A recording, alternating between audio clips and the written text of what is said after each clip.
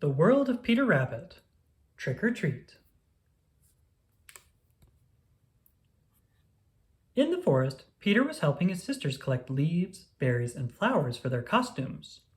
A Halloween trail had been organized for all the animals in the forest. The bunnies were all very excited.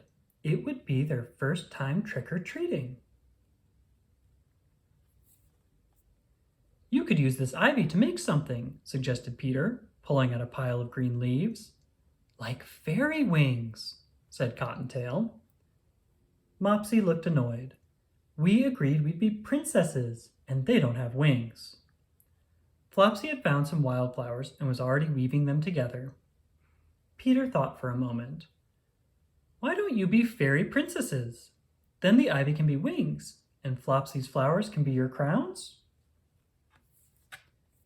His sisters thought this was the best idea ever, and Peter agreed to help them find more flowers.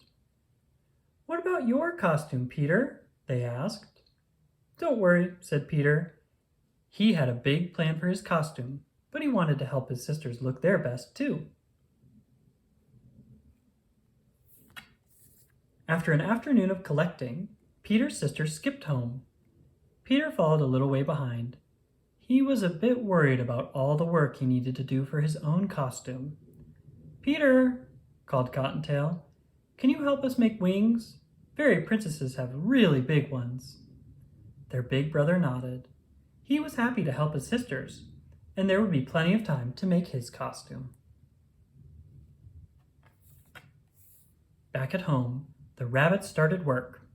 Peter and Cottontail wove ivy around reeds and made wings while Flopsy and Mopsy made wildflower crowns and wands. When everything was finished, the sisters rushed to put on their best dresses to go with their costumes. Now, Peter could finally get started on his costume. He was going to be a radish. He still had a lot to do. As he began to glue the pieces of his costume together, Mrs. Rabbit called out that it was nearly time to go. Peter looked around in a panic. He wasn't ready at all. What was he going to do? Mrs. Rabbit appeared at his door, holding a box. You've been such a good big brother today, helping your sisters instead of working on your own costume. So, I thought this might help. A few minutes later, Peter bounded out of his room with a great, big boo.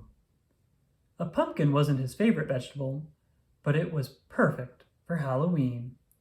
Time to go trick-or-treating. The